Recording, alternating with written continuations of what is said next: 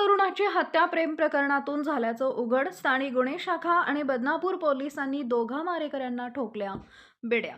जालन्याच्या बदनापूर तालुक्यातील मेहुणा येथील तरुणाची हत्या प्रेम प्रकरणातून झाल्याचं पोलीस तपासात निष्पन्न झालंय आणि या प्रकरणात बदनापूर पोलीस आणि जालना स्थानिक गुन्हे शाखेच्या पोलिसांनी दोघा मारेकऱ्यांना बेड्या ठोकल्यात. 9 फेब्रुवारी 2025 रोजी आकाश बबन जाधव या 22 वर्षीय तरुणास रात्री जाळून मारून टाकण्यात आल्याचं सकाळी उघडकीस आलं होतं. या प्रकरणी पोलिसात गुन्हा दाखल होऊन पोलिसांनी तपासाची चक्रे फिरवत दोघांना 36 तासाच्या आत जेरबंद केलंय. गणेश मिसाळ आणि बालाजी मिसाळ अशी ताब्यात घेतलेल्या 2 आरोपींची नावं आहेत. सदर 2 आरोपींना पोलिसांनी न्यायालयात हजर केले असता न्यायालयानं त्यांना 14 तारखेपर्यंत पोलीस कोठडी सुनावली आहे. सदरील गुन्हा वरिष्ठांच्या मार्गदर्शनाखाली गुन्हे शाखेचे पोलीस निरीक्षक पंकज जाधव, बदनापूरचे पोलीस निरीक्षक सुदाम भागवत, सहाय्यक पोलीस निरीक्षक योगेश उबाळे, अविनाश राठोड, श्रीमती स्नेहा करेवाड, दिलीप चौरे, पोलीस उपनिरीक्षक अजय जयस्वाल, संतोष सावंत, रणजित मोरे, रामप्रसाद पवरे, प्रभाकर वाघ, रमेश राठोड, रुस्तम जयवाळ, सागर बाविस्कर, इर्शाद पटेल, सतीश श्रीवास, रमेश काळे आदींनी केली आहे.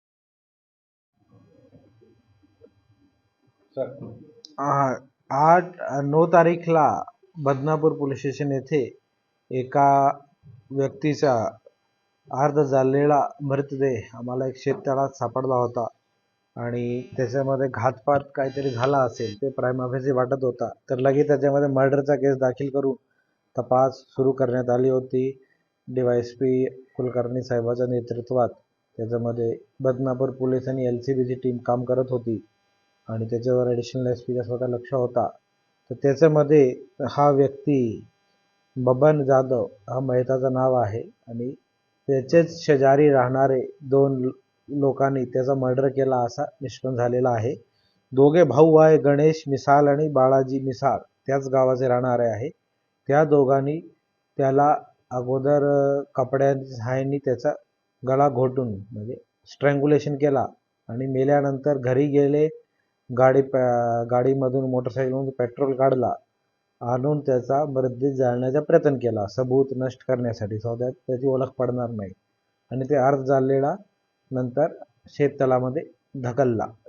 हा घटना निष्पन्न झाल्याने दोघे आरोपी ताब्यात घेतलेले आहे. आज त्यांना कोर्टामध्ये प्रोड्यूस पण केलेला आहे आणि प्राइमा फेसी आतापर्यंत तपासमध्ये इल्लिसिट रिलेशन वरून अफेअरवरून या आरोपीची बहीणसोबत त्यांना संशय होता की मयताचा अफेअर आहे. त्या संशयावरून ही घटना घडलेली आहे.